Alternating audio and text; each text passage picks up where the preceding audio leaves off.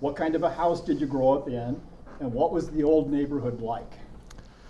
Okay, Jim gave me these questions just at the beginning of this week, and I've been trying to answer them for a long time. And I went to another event and I answered them, but they were with joking responses. So I'll try to be serious about this one.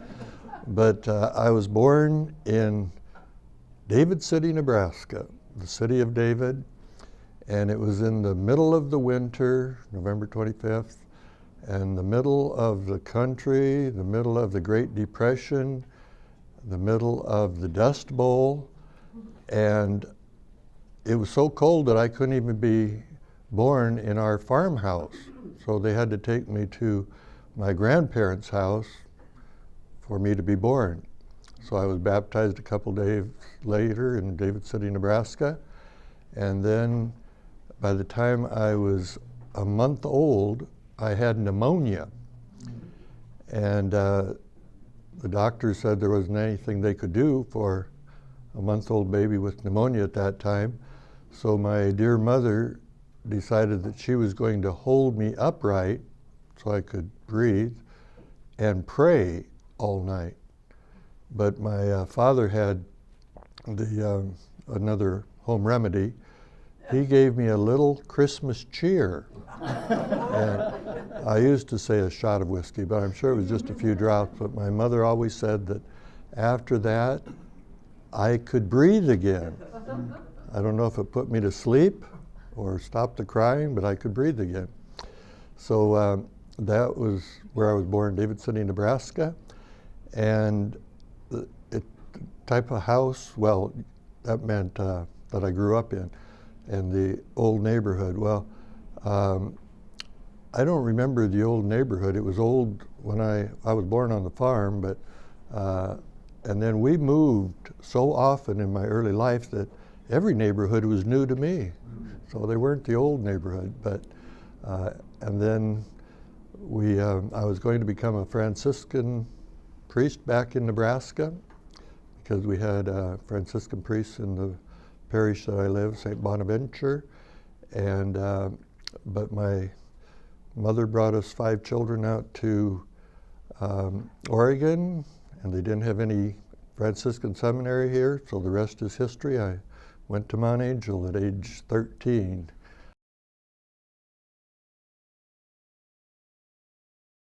But is there another fond memory that you could share with us of your mom and dad? That was one of the... Besides the whiskey. Okay. That was one of the questions, and he said, can you remember an early memory of your mother or your dad? I can't remember any of their early memories, and can't even remember most of my early memories. But anyway, I guess I remember my mother as always working, always there, always present, and she must have wanted me to become a priest because ever since I was about 6 years old, I wanted to become a priest.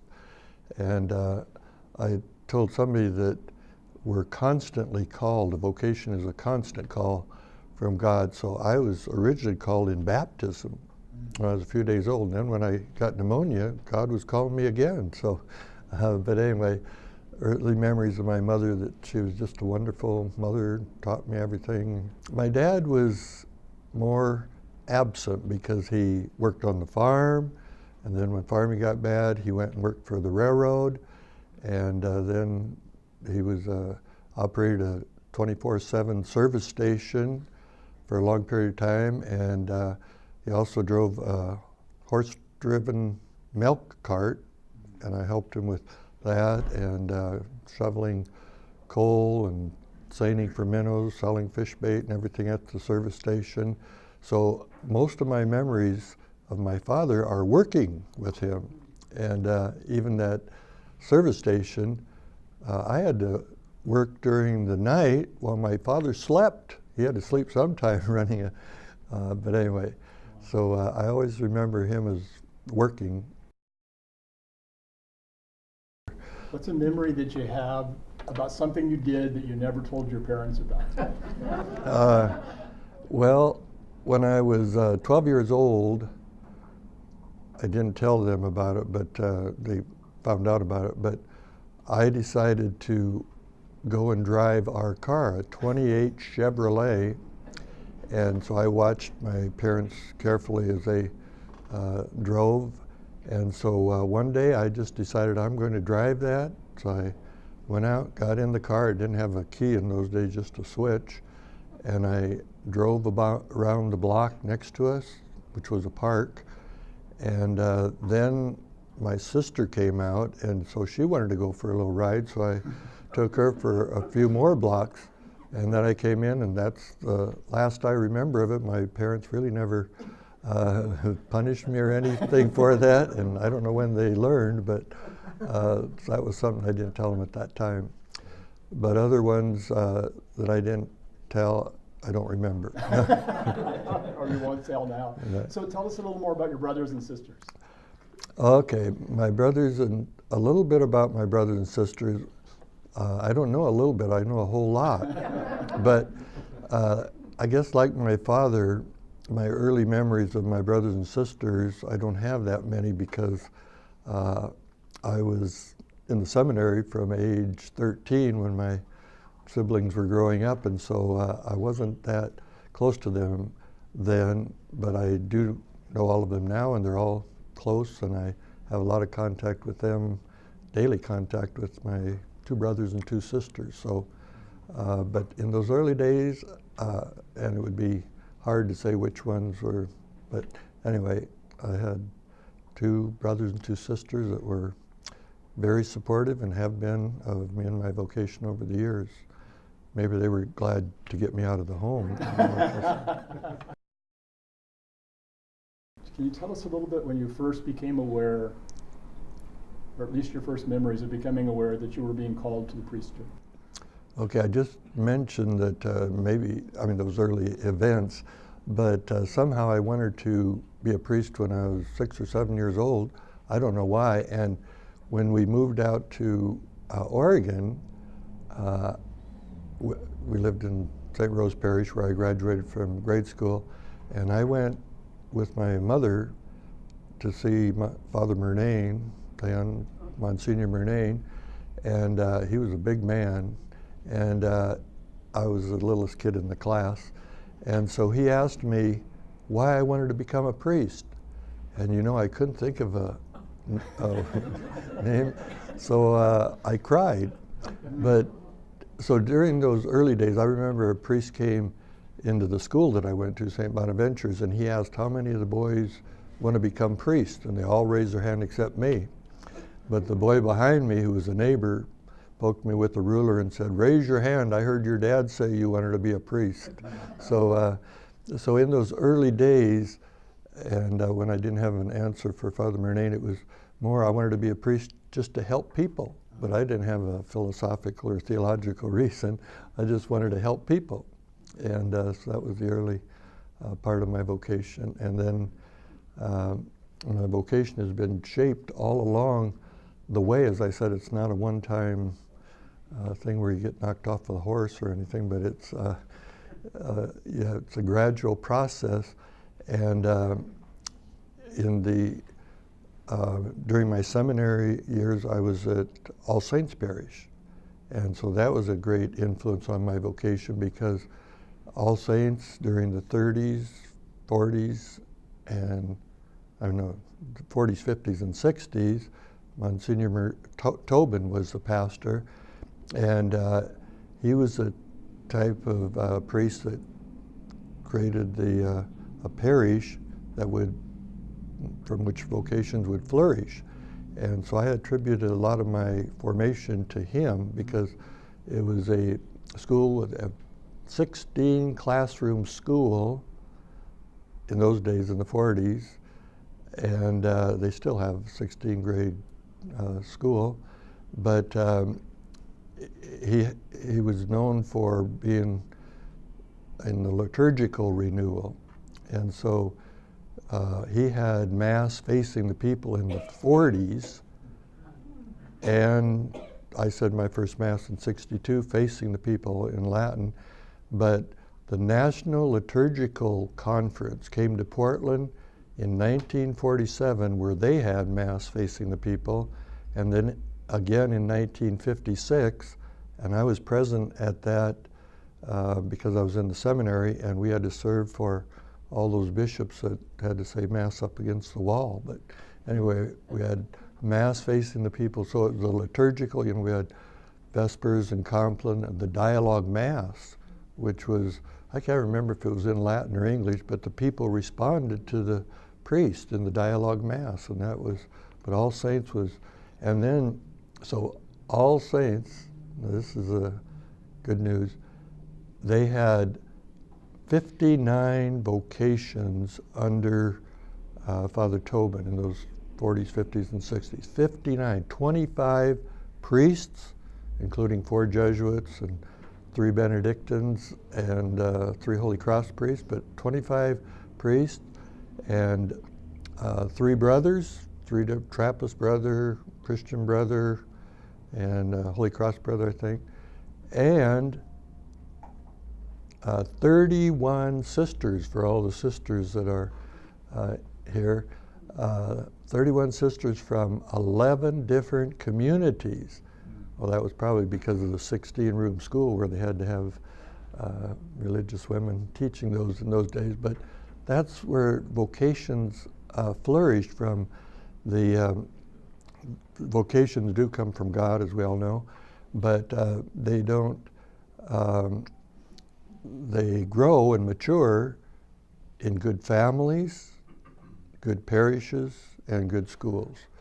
So, and that's the type, everybody used to try to figure out why so many vocations came under Father Tobin. That was just one parish of 10 parishes in East Portland, but that one parish produced all those vocations, and it wasn't because he asked everybody, you want to be a priest or whatever, but because he created the type of parish from which vocations would flourish.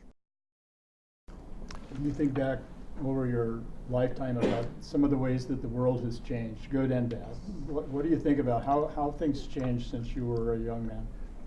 You know, that question would take too long to answer because I don't know the answers, but how it's changed. But I remember when I was a young bishop going to graduations and everything, I would make a list of all the things that have happened in the last 10 or 15 years since they were born.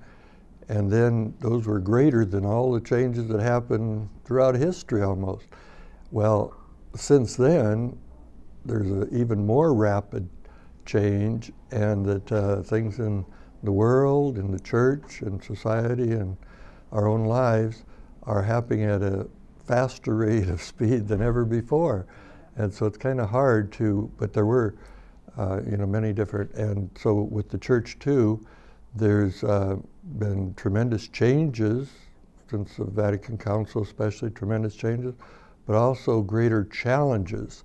And I don't know if we're meeting those challenges that well today with our attendance rate in this diocese, but throughout the country, and somehow we're missing the boat. So there's a lot more that all of us have to do.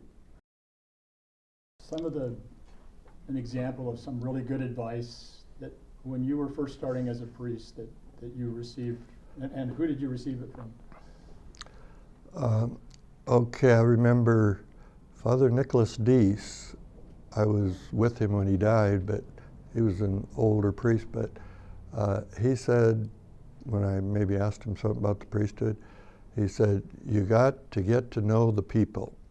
So like a salesman, you have to know your audience, or somebody that serves people, or a professional person, or a delivery person, or got to know your customers, your people.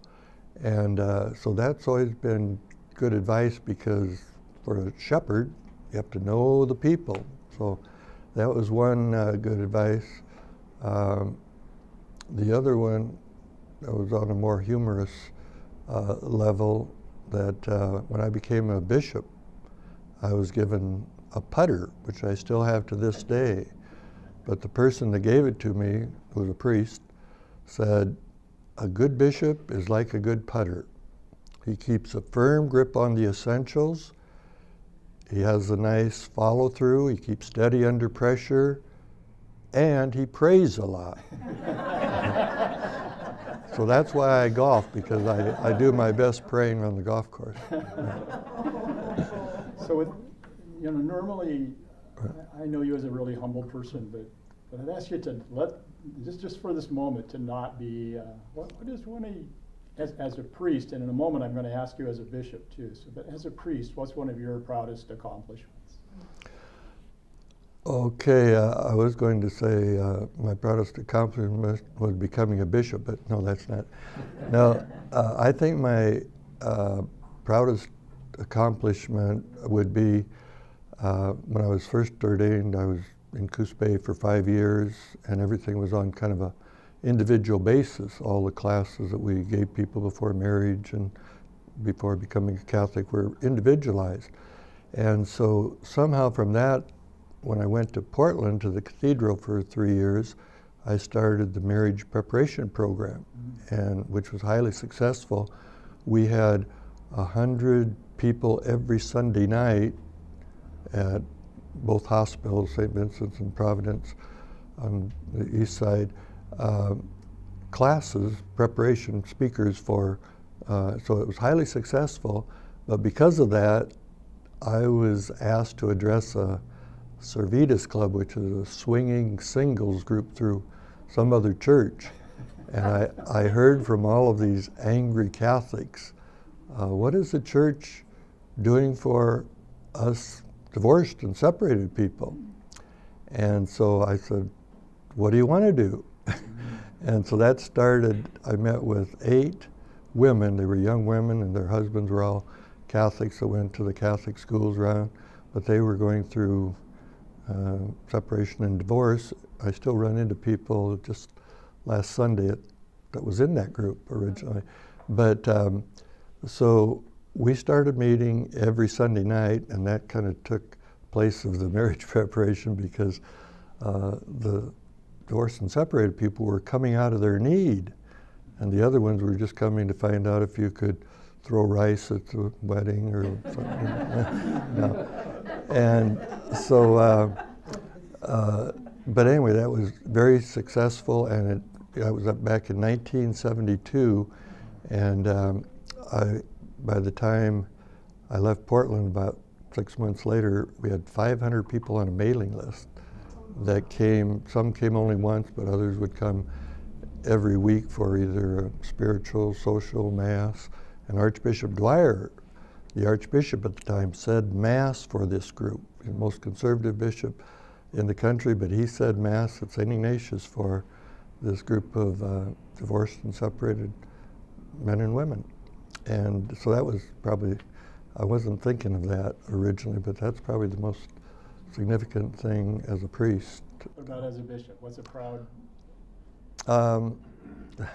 Okay, as a priest I became a bishop, but as a bishop I went back to being a priest, a pastor, a shepherd. No, I really think, in just thinking a few days about that, that's probably the most, overall significant thing that I've done is to try to be a good shepherd. And some people want to be, let's see, well, like the early apostles, they were fishermen, called to be fishers of men, but they became the apostles. And let's see, there was something else, but anyway, some people want to be a shepherd, but the idea of being a shepherd is to identify with the flock, to get to know the flock, and to lead, serve, feed, guide, protect, go after the strays and everything. So that's really been sort of a good model for me. And also, I've learned a couple good models. I mentioned Monsignor Tobin, of course, and all that he did in the social ministry, social and industrial conference, and all that. But the one before him that was known, education, liturgy, and service was Archbishop Edwin O'Hara, who was a priest of this archdiocese in 1905, and he became a bishop in 1930 of Great Falls, Montana, but he was ordained in our cathedral. And then he became Archbishop of Kansas City, Missouri. But without going way into it, you can read the book, Some Seed Fell on Good Ground by Cardinal Dolan. But he started the CCD movement in this country, Vacation Bible School, the minimum wage law for women that went all the way to the U.S. Supreme Court, the Catholic school case that went, he was the director of education at that time in the 20s, but most significantly, he started the Catholic Rural Life Conference in this country.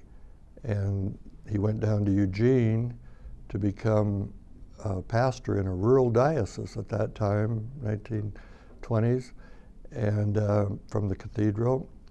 And he, I just see on one of the books over there that they have an article from 1978 where I dedicated O'Hara Catholic School in Eugene. And I didn't realize that I knew so much about O'Hara then, but I know a lot more now about him. And so I was privileged and honored to be there. His sister, his niece, who was a sister Edwin Mary O'Hara, and he had a nephew that was a priest, Father Bob O'Hara.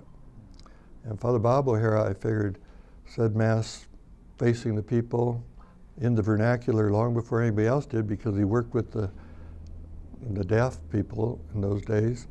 And in order for the people to read his lips, they couldn't read it in Latin, they had to read it in English. So he said the Mass in English and faced the people so they could read his lips. But so Edwin O'Hara, Bob O'Hara, and he tried to get me involved in the deaf ministry, and I dropped the ball there a little bit. But when you became a bishop, you took the motto to serve and unite. Can you tell us why, and has that served you well? Okay, I've joked about to serve and unite, mission impossible, but it would be a lot easier to choose something like conquer and divide. But to serve and to unite, and that's really the role of a shepherd, to serve his flock, the people, and to unite them so that they're one flock, one shepherd, one church, one body. And so it just kind of evolved. I was asked on the spur of the moment, what would you like to be your motto? And I chose that. But our initial vocation is to know, love, and serve God. So how can you know and love and serve God if you don't know and love and serve God's people, and vice versa, of course?